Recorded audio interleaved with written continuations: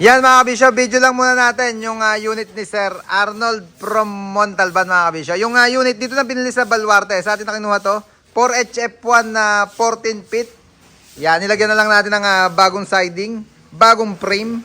Yung frame or yung base ng clearance light. Chili Duo yung ginamit natin dyan na kulay puti. Yung clear lang siya, pati yung ilalim niya may underglow kasi yan mga kabisyo.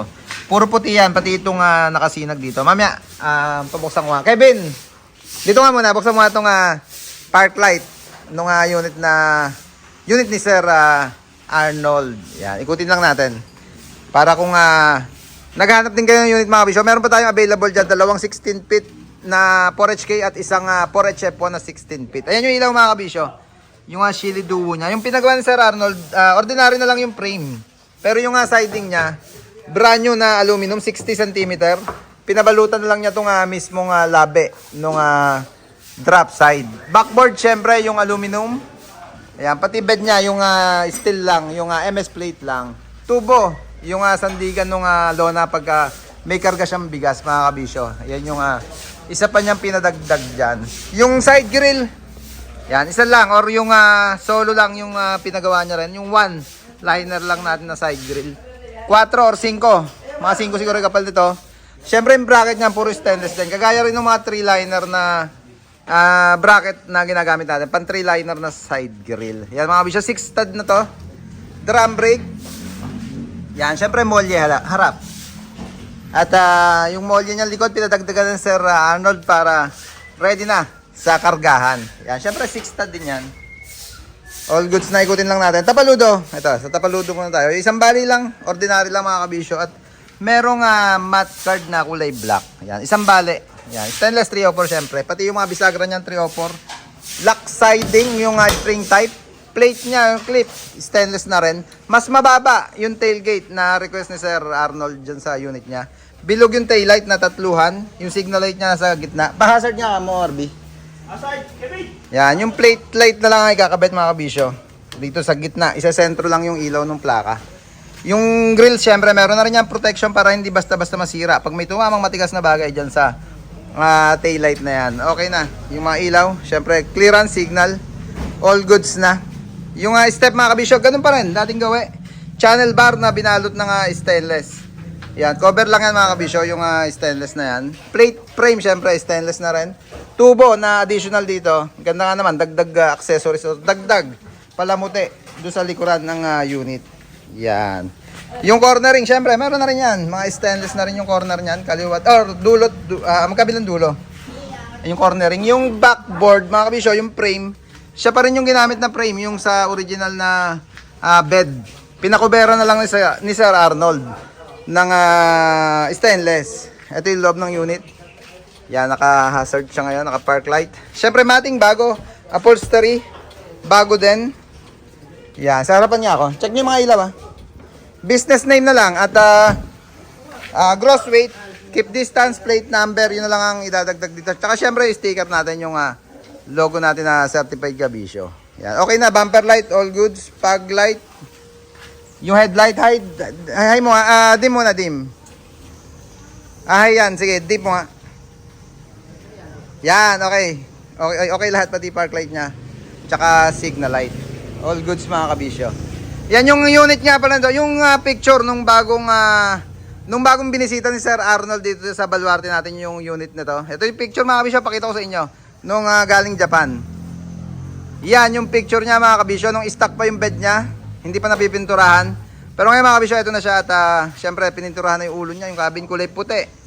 Ang request ni Sir Arnold. Yung cover ng side mirror, meron na rin yan. Pati yung ball. Sa kabila, meron na rin. Yung emblem na Isuzu. Kasi yung face panel or yung wiper panel, pinapinturahan na rin. Siyempre, yung tinanggal muna natin yung emblem ng Isuzu. Binalik na lang ulit. Iyan mga kabisyo. Bumper niya, yung super great design. Pang wide. Yung malapad mga kabisyo. Yan, yung segue lang natin, Sir Jeff. Sir Jeff pala. Si Doktora. Dan Doktora. Si Sir Jeff mga kabisyo from Liliw. Sir Arnold, pakita ko lang din muna yung unit ni Sir Jeff. Mga kabisyo, pangatlo. Tama sir, pangatlong unit na.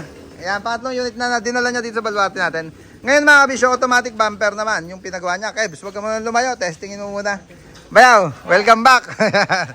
Ayan. Video ko lang muna to, flex ko lang. Baba mo muna. Bumper.